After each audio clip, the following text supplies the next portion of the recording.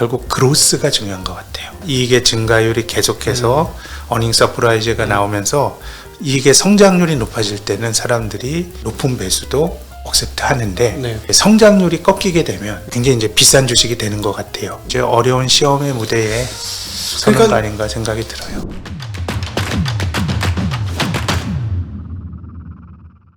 안녕하십니까. 증시각도의 TV 시청자 여러분, 투자자 여러분 반갑습니다. 투자 인사이트, 여러분은 오랫동안 기다리셨던 분이 찾아오셨습니다. 신영증권 리서치 센터장 김학균 센터장님께서 나와 주셨습니다. 센터장님 어서 오십시오. 네, 안녕하십니까. 네, 이렇게 나와주셔서 진심으로 감사드립니다. 요즘 정신이 없는 상황이라서 2월 7일 지금 이 시점에 미국 시장 아직 시작은 안 됐습니다만 미국 시장의 혼돈이 아직 안 끝났을 것이다.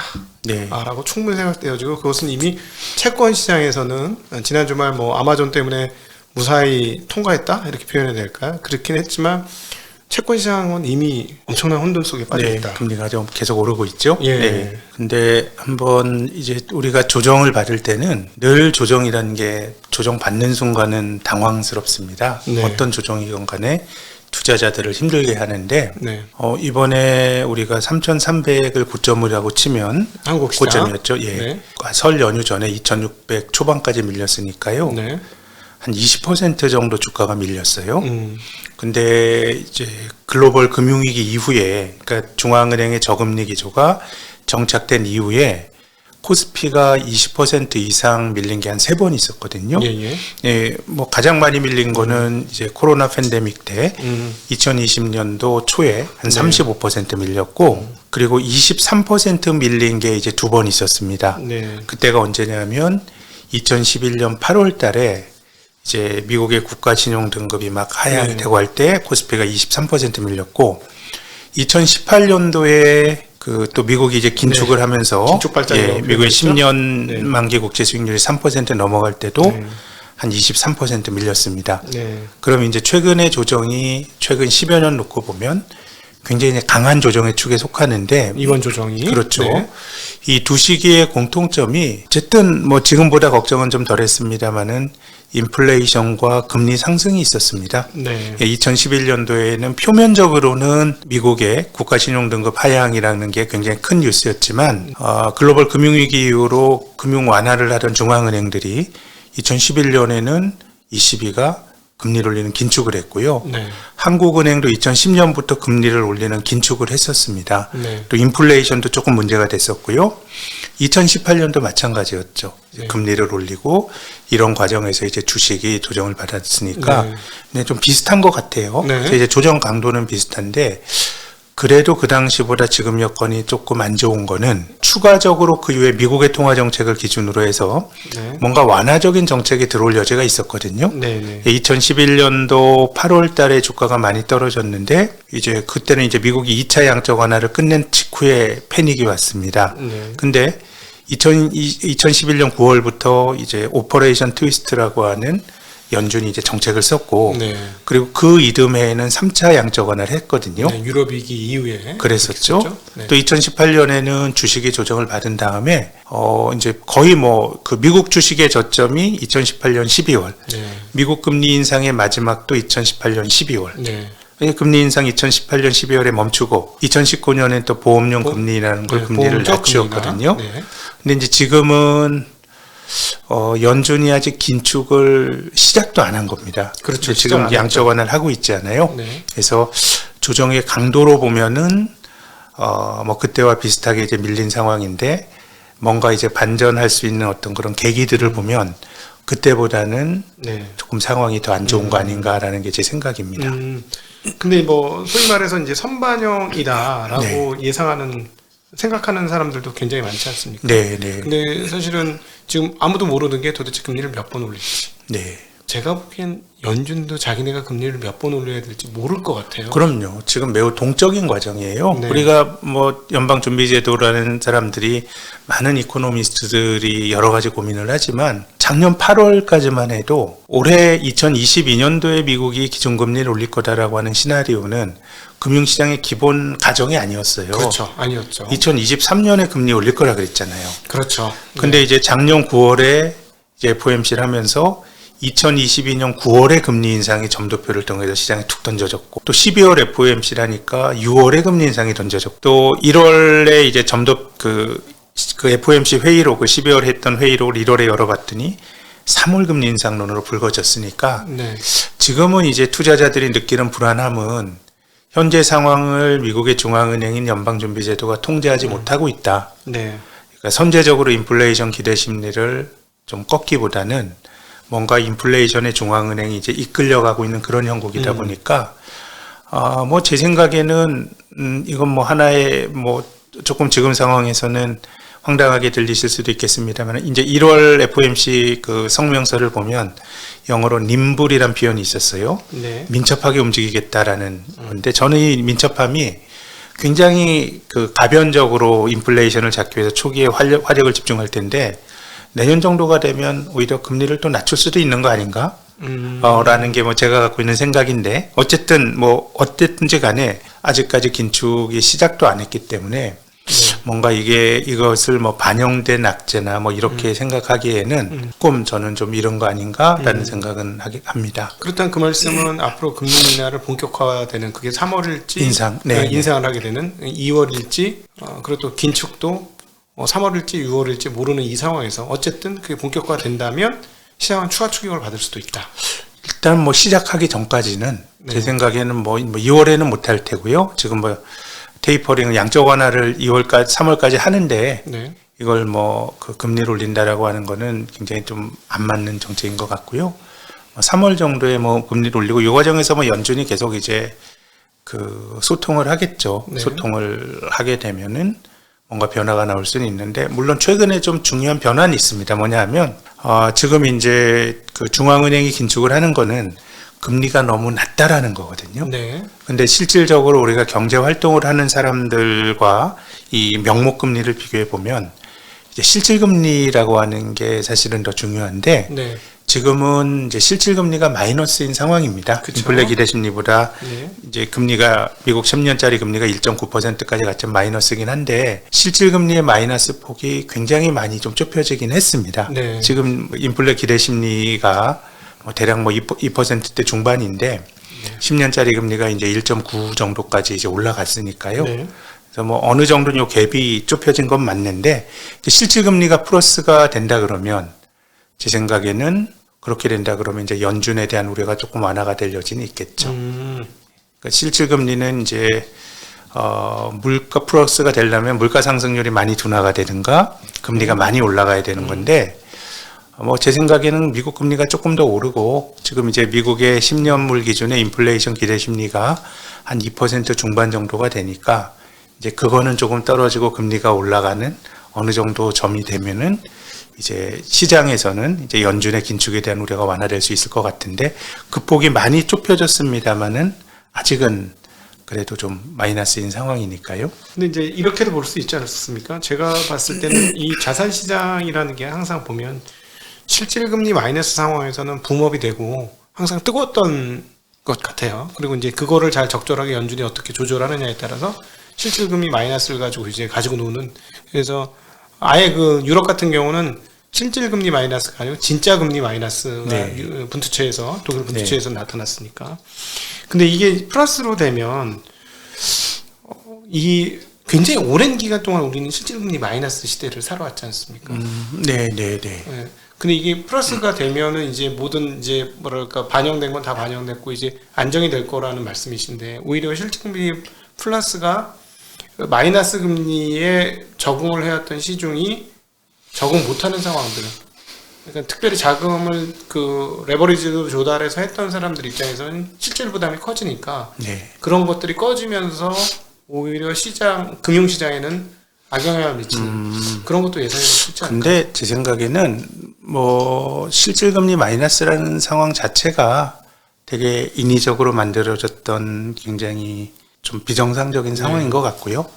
이제 비정상이 정상화가 되는 건데, 뭐 사실 그런 비정상이 자산 가격을 많이 끌어올렸다라고 볼 수도 있는 거지만은, 지금 상황에서는 어쨌든 중앙은행이 가지고 있는 정책 자체에 대한 불확실성 이런 것들이 굉장히 이제 크기 때문에 네. 그래서 이제 중앙은행의 정책이 어느 정도 좀 정상화가 된다 그러면 제 생각에 이제 실질금리 마이너스의 세상이냐 플러스의 세상이냐라고 하는 거는 되게 장기적인 시각에서 봐야 될 문제인 것 같아요. 네. 근데 지금 뭐 일시적으로 실질금리가 플러스가 됐다 그래서 그럼 계속해서 그러면은 실질금리가 플러스 인상이 지속이 될 거냐? 이건 또 이제 장기간 봐야 될 문제인 것 같고 어떻게 보면 모멘텀이나 트리거란 관점에서 보면 조금 그 정도가 되면 중앙은행이 좀 긴축에 대한 강도가 좀 약해질 수 있는 명분이 될 수 있기 때문에 그거야 뭐 분명히 예, 저는 그렇겠죠. 뭐 그게 예. 좀 맞는 것 같고 말씀하신 것처럼 플러스 세상이 고착화되느냐 뭐 이런 것들은 제 생각에는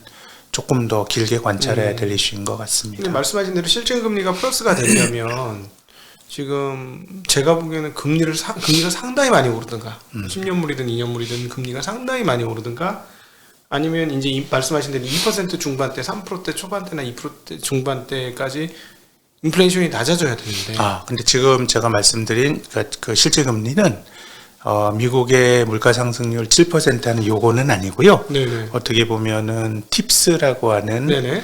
그 물가 인플레 연동 기대심률반 국채? 물가 연동 국채 수익률이고요. 이제 그런 관점에서 보통 이제 얘기를 왜냐하면 이 그 금리 보자 물가 지수라고 하는 거는 훨씬 더 스윙폭이 크거든요. 네. 그렇기 때문에 일반적으로 이 그 물가 연동 국채를 갖고 많이 말을 하고요. 같은 말이긴 합니다만은 지금의 명목 금리에서 이 물가 상승률 CPI를 뺀 게 아니고 이 BEI라고 하는 인플레이션 기대 심리를 뺀 건데 네네네네. 지금 이제 미국의 10년 만기 국채 수익률은 한 1.9 네. 그리고 미국의 그 BEI라고 예, 하는 인플레 5년, 기대 심리 보통 5년짜리 많이 쓰죠. 예, 이건 뭐 그냥 같이 대칭시켜서 한 10년을 치면은 이게 한 2.5 내외니까요. 네. 그 지금 이게 한 마이너스 0.6% 포인트니까 아, 이제 네. 인플레 기대 심리가 뭐 한 30bp 떨어지고 금리가 한 30bp 정도 올라가면 아, 네. 어느 정도는 이제 중립적인 수준으로 갈 수가 있는 것이죠. 이해됐습니다. 네. 제가 사실은 이게 풀리지 않는 의문이었군요. 실질금리 네. 마이너스가 플러스로 전환되면 네. 시장이 좋아진다고 자꾸 말씀하셔가지고 예. 이상하다. 지금 이제 실질금리 마이너스가 CPI가 되려면 7%니까 되려면 이제 물가가 왕창 떨어지든가 PC가 5.8%가 나오는데 이게 어떻게 예, 금리가 왕창 네. 올라가야 되니까. 그래서 예. 좀 이해 안 돼. 그렇게 되면 재앙인데라고 생각을 네. 했었는데 그 부분이 아니고 BEI 기준으로 네, 네. 보신다는 말씀인데 이해가 잘 됐습니다. 어쨌든 지금 인플레이션 얘기가 나왔으니까 그거 좀 한번 점검을 해봐야 되는데 사실 지금 연준도 자기가 어떻게 행동해야 될지 모르는 가장 근본적인 원인 중에 하나는 네. 연준이 측정을 못하는 그 똑똑한 집단들이 측정을 못하는 인플레이션 상황 그리고 또 그 뒤에 있는 인플레이션을 일으키는 공급 적체 네. 이런 것들이 있지 않습니까? 예. 저가 보기에는 이게 상반기 중에 해결 어렵지 않을까 하는 생각도 많이 들던데요. 좀 뭐 이제 우리 금융시장에서 보는 그 인플레이션이라는 게 이 물가 지수의 변동률입니다. 이제 말씀하신 것처럼 작년도 한 5월 정도까지는 물가 지수의 레벨 자체가 굉장히 낮았기 낮았죠. 때문에 네. 그래서 이제 뭐 이번 주에 미국의 그 1월 소비자 물가지가 또 7%대가 나온다는 거 아닙니까? 그렇죠. 이거죠. 그래서 뭐 네. 크게 드라마틱하게 한 5월 정도까지는 변화가 있긴 좀 어려울 것 같고요. 예. 반대로 금년 하반기가 되면 작년에 물가 지수의 절대 레벨이 굉장히 이제 레벨업이 됐거든요. 그렇죠. 그때부터 폭증하기 시작했죠. 예, 그래서 저는 또 하반기가 되면 여기서 전년 동기비 3% 이상 나오는 것도 제 생각에는 또 굉장히 또 많은 가정이 들어가야 될 것 같아요. 네네. 이제 그렇게 된다 그러면 앞쪽이 문제인데 이제 그거는 어떻게 보면 금융시장에 있는 사람들이 네. 뭐 어느 정도 직관을 가지고 모두가 알고 있는 내용인데 그래서 그 전에 변곡점이 될 게 뭐냐 생각을 해보면 네.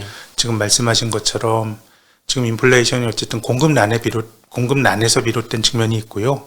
또 이게 오미크론이라고 하는 게 네.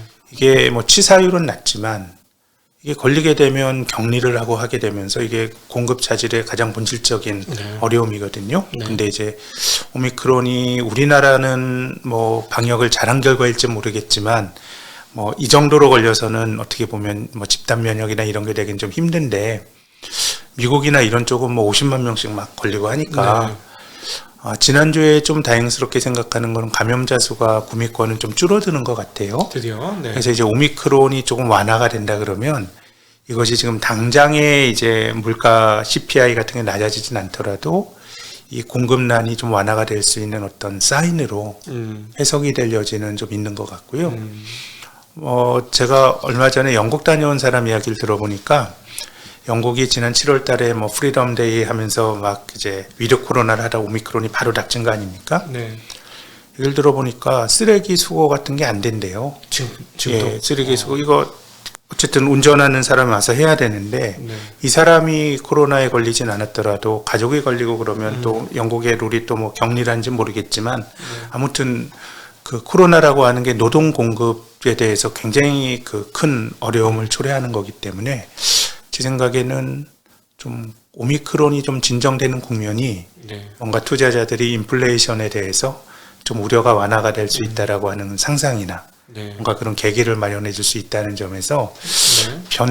좀 변화가 있다 그러면 좀 그런 점이 아니겠나라는 좀 긍정적인 측면에서는 구미권의 오미크론에 대한 통제 가능성이나 어떤 그 감염자 수의 완화 네. 이런 것들을 금융시장이 좀 긍정적으로 해석할 여지는 있는 것 같습니다. 그러니까 이게 전면적으로 전 세계적으로 오미크론이 해결되는 게 아니더라도 구미권의 한두 국가, 상징적인 한두 국가가 그 과정 피크를 넘어서 소위 말하면 오미크론 피크아웃을 해가지고 네.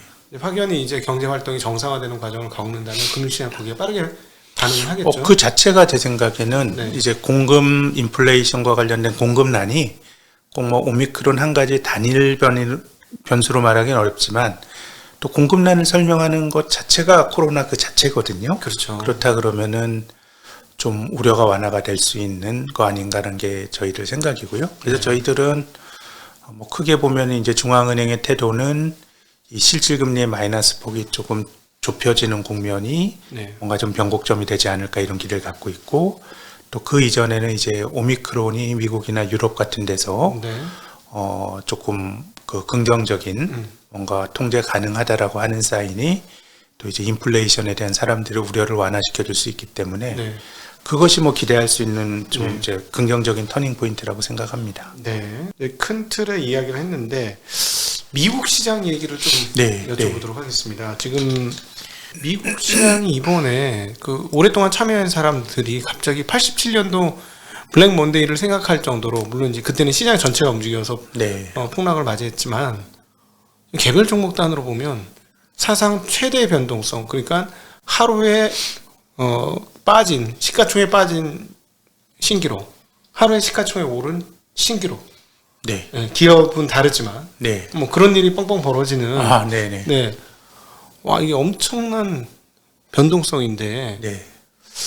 저는 뭐 이게 뭐 약간 기계의 영향도 있고 그다음에 주가가 많이 올라서 그렇고 뭐 이런 등등은 하지만 그래도 여전히 그렇게 얘기를 하면서도 의문이거든요. 이런 변동성은 도대체 어떻게 봐야 할까? 근데 제 생각엔 저도 그런 외신을 보는데 금액으로 보는 거는 비교하는 건 조금 온당치는 않은 것 같아요. 왜냐하면 87년도 블랙 먼데이 때는 아마 다우 지수가요.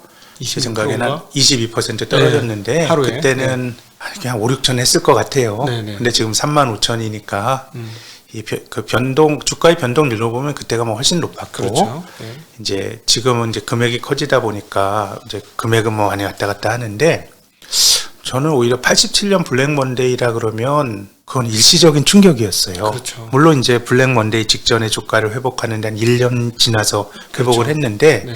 본질적으로는 짧고 굵게 떨어진 다음에 반등을 했는데 요즘 제가 좀 비슷한 사례로 생각을 하는 게 지금은 이제 미국 시장이 굉장히 강력한 기술주 붐이 있었거든요. 그렇죠. 우리가 모두 아는 것처럼요. 황이 주도했던 기술주 붐이 있는데 미국 저는 이제 투자는 너무 비관론의 편에 서는 게 좋지 않아요. 네. 주식이라고 하는 거는 어려움이 있더라도 극복되기 마련이고요. 네. 미국 증시의 역사에서요, 주가 지수가 2년 연속 떨어졌던 게 딱 3번밖에 없어요. 예. 100년의 역사. 예. 대공황 때가 좀 많이 떨어졌죠. 네네. 그리고 73년, 74년 1차 오일수 그때 2년 연속 떨어진 게 있어요. 네. 그리고 2000년부터 2002년까지 닷컴 버블이 붕괴됐을 땐 3년 떨어졌어요. 네. 그리고 우리나라도 2000년대 들어서 주가 지수가 2년 연속 떨어진 게 없었어요. 한 번도 없었어요. 그래서 만약 올해 주식이 어렵다 그러면 내년도에는 일단 기회를 두고, 그러니까 우리가 역사적으로 보면 주가 지수가 2년 연속 떨어진다는 것도 흔한 일이 아니에요. 네. 근데 이제 제가 미국 시장 말씀을 좀 드리려고 하는데, 근데 이례적으로 주가 지수가 많이 연속적으로 떨어지기 직전에 어떤 일이 있었냐면 아주 광범위한 기술주 붐이 있었습니다. 네. 대공황 직전에 1920년대는 그때는 라디오와 자동차가 보급이 되면서 아주 그 미국 경제에 대한 낙관론이 컸었어요. 네. 그때 뭐 재즈 시대라고 말하는 막 흥청망청하는 그런 소비의 시대였죠. 네. 그래서 대공황 직전에는 어빙 피셔라고 하는 유명한 경제학자가 이제 미국의 주가가 떨어지지 않을 고언해 갔다 정도로 그런 기술 낙관론이 있었어요. 그리고 나서 이제 29년부터 32년까지 미국 주식이 4년 연속 떨어진 적이 있어요. 그리고 73년, 74년도는 이제 1차 오일 쇼크, 매크로 관점에서 보면 그런 충격이 있었는데 그 직전에 미국에서 어떤 일이 있었냐면 니프티 50라고 하는 기술주들의 열풍이 있었습니다. 네. IBM, 제록스 이런 게 그게 그 70년대 초반의 팡입니다. 네. 지금의 구글이나 아마존과 같은 그런 믿음을 줬던 주식이거든요. 네.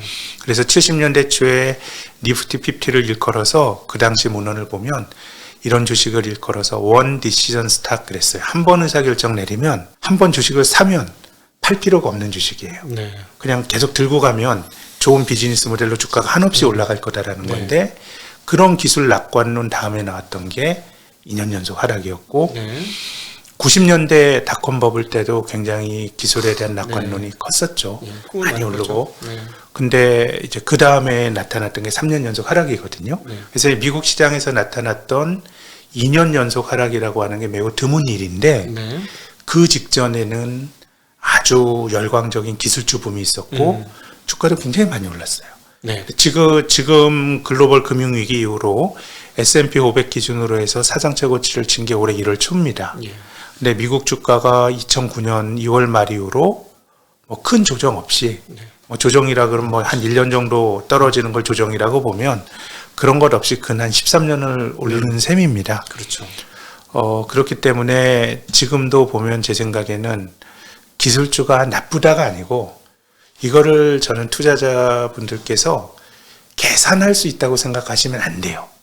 이 주식이 어떤 트리거가 생겨서 어떤 모순이 있어서 주가가 뭐 많이 떨어진다 이건 아니고 이건 제 생각에는 직관이나 그 많이 오른 자산에 대한 태도인 것 같아요. 네, 아주 중요한 얘기였습니다. 그렇게 본다 그러면 지금은 아직도 미국 기술주에 대한 낙관론이 많죠. 그렇죠. 저만 하더라도 이게 기술주가 뭐 그래도 미국 기술주 아니야라는 생각을 이제 하게 되는데 저는 투자가 이게 우리가 잘 계산해야 되는 공학의 속성도 있지만 투자가 곧 공학은 아닌 것 같아요. 그렇죠.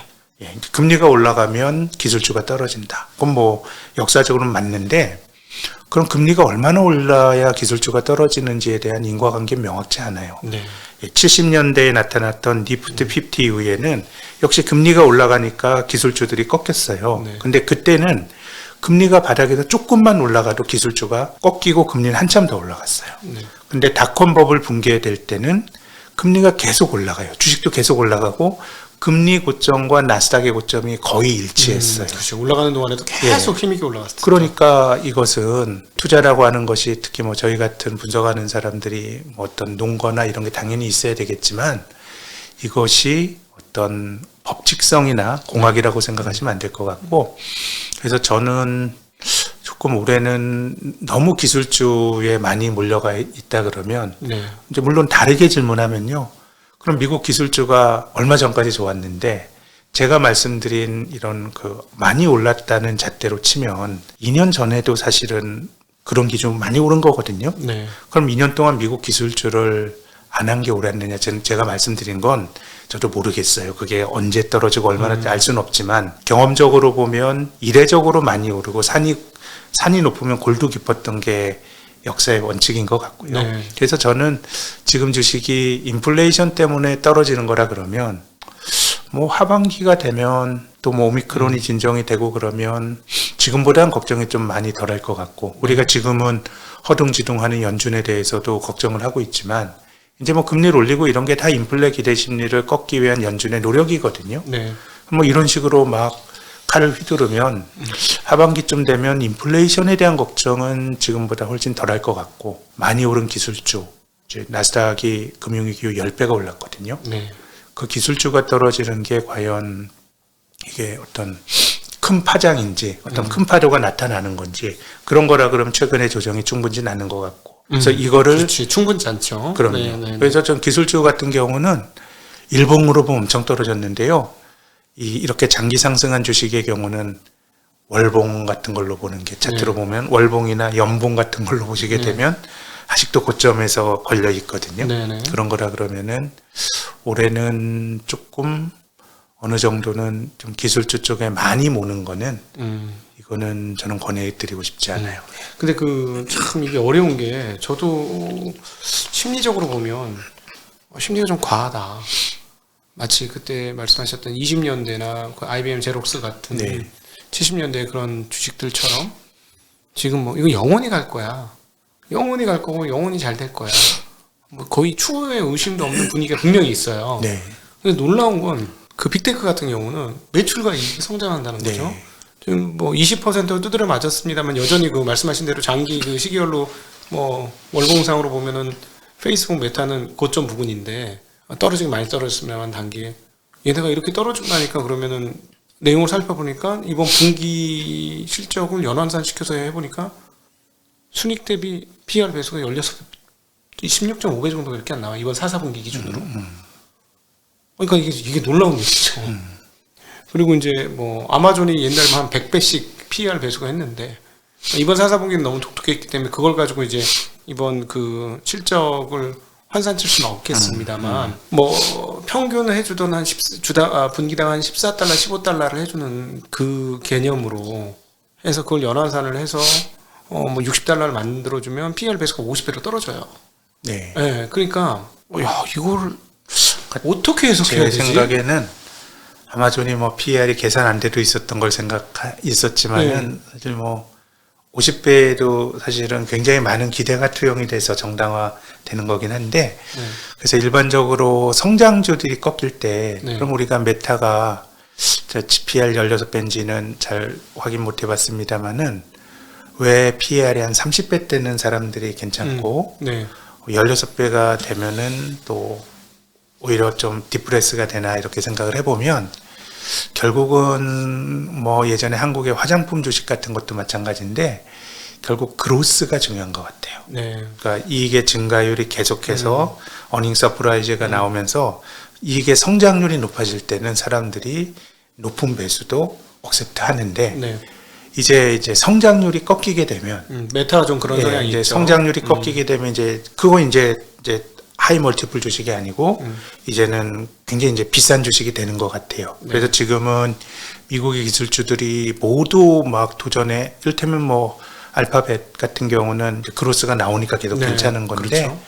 근데 이제 이런 게 과연 계속 이제 지속될 수 있을 거냐나 뭐 이런 것들이 조금은 이제 어려운 시험의 무대에 서는 거 아닌가 생각이 들어요. 그러니까는 말씀 듣고 머릿속으로 정리를 해보니까 미국 시장은 이제 종목별로 정말 엄밀하게 좀 대할 필요가 있겠다라는 생각이 드는 게 그 사이에 이제 기술주 등에 가장 열광적으로 그 언택에서 수혜를 입었던 게 펠로톤 실내 자전거 주가가 거의 고점대에 80%까지 떨어졌어요. 그냥 아주 거덜이 났거든요. 근데 이제 걔네들이 성장률이 딱 떨어지면서부터 분명히 그렇게 됐을 거거든요. 그러니까는 지금 말씀하신 거를 기초로 생각을 해보면 아무리 좋은 기업도 심지어 애플이라 할지라도 지금처럼 성장률을 유지해 준다면 고지만 성장률이 꺾였을 때 꺾이는 수준은 그동안에 봤던 조정하고는 폭이 다를 수도 있다. 그럼요. 그게 어떻게 보면 성장주 주가에 내재가 된 지금 미국에서 잘 올라갔던 주식들은 이를테면 바이오와 같은 숫자가 없는 그런 개념형 성장률은 아니고 나름의 어떤 숫자로서의 그로스가 나오는 종목들인데 이 성장주가 꺾이는 패턴은 어떤 그로스가 둔화가 되면 이제 밸류에이션이 디레이팅이 되는 것 같아요. 계속 높을 때는 높은 밸류에이션이 정당화되는데 그래서 저라면은 이제 주식이라고 하는 게 뭐 공감하시리라고 생각하는데 뭐 어느 정도 비중 조정은 할 수가 있죠. 근데 뭐 내가 잘 예측해 가지고 뭐 장 안 좋을 때 돈을 다 뺐다가 바닥에서 다 사고 이런 건 아니잖아요. 그렇죠? 네네. 약세장이 있으면 그거는 투자하는 사람이 또 감내해야 될 거고 네. 또 이제 주식을 내가 뭐 내 기준으로 괜찮은 주식을 들고 있다 그러면 약세장에서도 뭐 버티는 그것도 뭐 중요한 투자인 것인데요. 네. 근데 저는 앞서서 이제 기술주는 말씀드린 것처럼 이것이 심지어는 인과관계도 명확치 않아요. 어떤 게 있어야 기술주가 꺾인다. 대체적으로 금리의 영향을 받는데 네. 그것이 뭐 일반화시킬 수 있는 패턴이 나오는 거는 아니니까. 근데 이제 닷컴 버블 붕괴 직후의 주가를 보면 나스닥의 경우는 2000년 3월이 고점이었는데요. 네. 다우의 고점은 2000년 8월이었습니다. 네. 그래서 저는 뭐 주식 내에서도 뭐 성장주도 사실 미국 기술주도 이걸 한 가지로 묶음으로 말할 수는 없죠. 다 사연이 다르겠지만 네. 그래도 뭐 지금은 좀 전통 주식들이 좀 그런 쪽에 좀 밸런스를 좀 맞추든가 네. 아니면은 자기가 감내할 수 있는 정도의 현금. 네. 네, 저는 올해는 좀 현금 비중을 네. 좀 잘 높이는 게 이게 뭐 장이 많이 빠지고 뭐 이런 의미라기보다는 저는 이제 나쁠 때 나쁜 가격에 안 파는 것도 투자거든요. 네.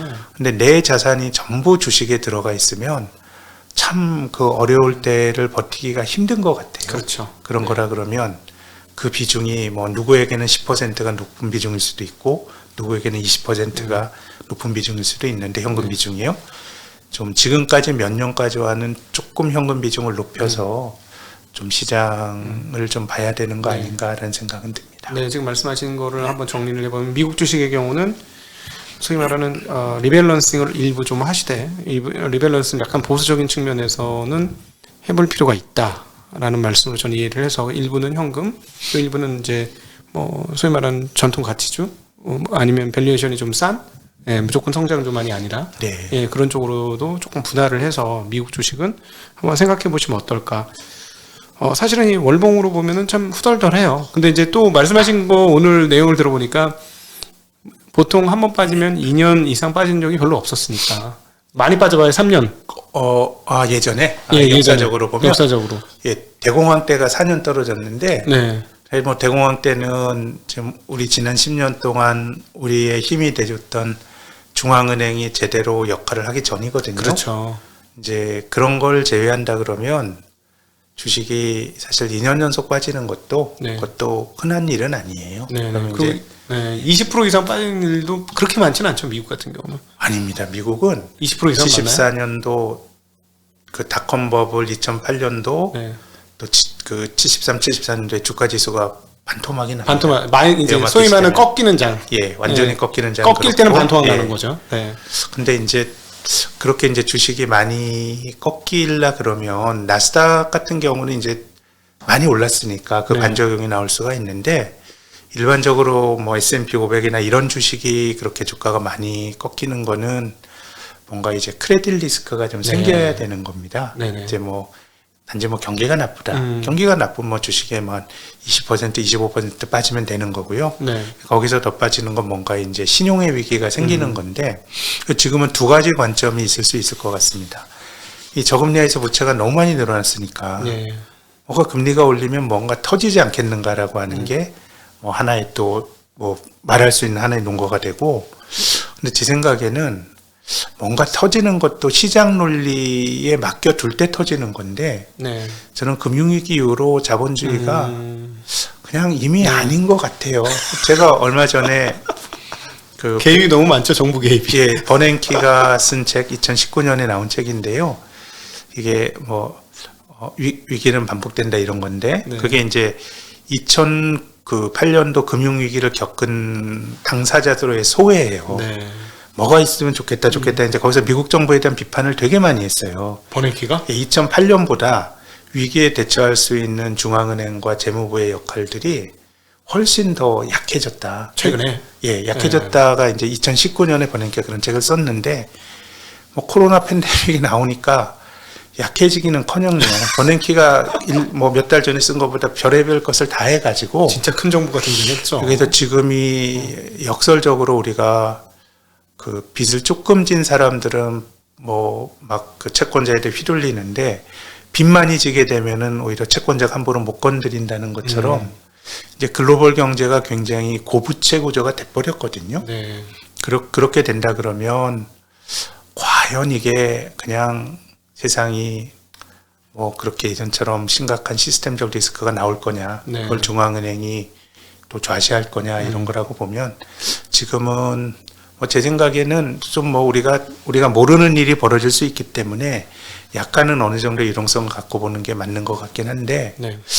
예전처럼 주식이 심하게 그렇게 막 부러질 리스크가 조금 과거보다는 낮아진 거 아닌가. 이것도 지난 10년 동안에 제가 관성에 취해 있는 건가요? 그러니까 제 생각은 그래요. 여기서 추가로 한 15% 정도 빠지면 일단 연준 태도가 바뀌겠죠. 뭐 그럴 수도 있죠. 그렇죠. 예, 그럴 수도 충분히 있죠. 그동안 했던 태도를 보건데 확실히 그리고 정부에서 뭐 선거 때문인지 모르겠지만 못 견뎌서 연준한테 또 뭐라고 할 수도 있는 것이고 확실히 그 부분은 그러니까 뭐랄까 시장한테 그대로 맡겨두지 못하는 거는 확실히 맞는 것 같습니다. 그러면 이제 우리가 네. 이게 세상이 그러면 어디까지 갈 거냐 이런 건데 근데 그런 사례를 보여주는 게 일본이 그렇습니다.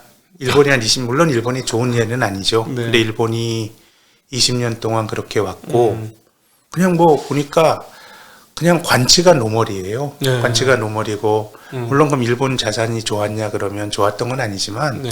근데 일본은 버블 때 주식의 밸류에이션이 너무 버블이었죠. 지금 나스닥보다도 훨씬 큰 버블이다 보니까 그렇게 이제 조정을 받았던 것 같고요. 그래서 제 생각에는 뭐 조금 좋은 스타일을 조금 고르시고 그러시되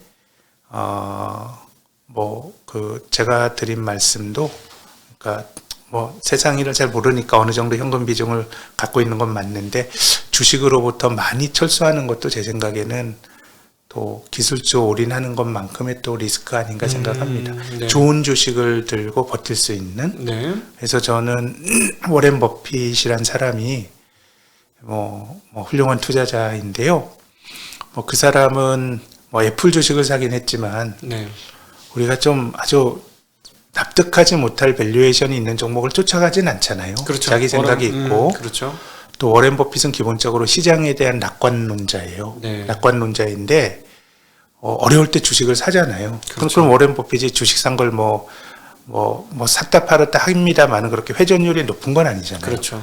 근데 워렌 버핏은 약세장에서도 늘 돈이 있어요. 네. 그게 왜 그러냐면 버핏도 그런 얘기 몇 번 했는데 벅셔 해서웨이가 보험회사잖아요. 그렇죠. 네. 그러니까 돈이 계속 들어오는 거예요. 네. 그래서 버핏과 같은 그런 통찰력 있는 투자자에게는 버핏이 야 보험은 참 좋은 비즈니스다. 네. 내가 이걸 잘 굴려가지고 투자 수익을 높이게 되면 되는 건데 그래서 버핏이 전 위대한 투자자가 될 수 있었던 그의 통찰도 있지만 늘 어려울 때 주식을 살 수 있는 돈이 있었던 것 같고 네. 전적으로 동감합니다. 근데 우리는 보험회사가 아니기 때문에 네. 지금처럼 굉장히 유동적인 상황이라 그러면 네. 조금은 올해는 좀 현금 비중을 높여서 대처를 한다 그러면 네. 뭐 그게 또 한편으로는 기회가 좀 될 수 있지 않을까라는 생각을 합니다. 네, 아유, 좋은 말씀 정말 해주셨고, 이 시점에서 말씀하신 버핏은 정말 다르게 느껴지는 것 같습니다. 그러니까 그동안에 우리가 성장주를 안 한 버핏이 역시 이제 늙어 산물 같다라고 보여주지만 약간의 위기가 왔을 때, 저 태도였기 때문에 100살이 다가오는 이 시점에서도 네. 성성한 투자자로 존재할 수 있었구나. 예, 기본적인 네. 낙관론자고 또 늘 주식을 살 수 있는 돈이 있다라는 게 네. 예. 다시 한번 그 점을 느끼게 되는 것 같습니다. 자, 저희 이 시간 신영증권 리서치 센터장 김학균 센터장님과 함께 하였습니다.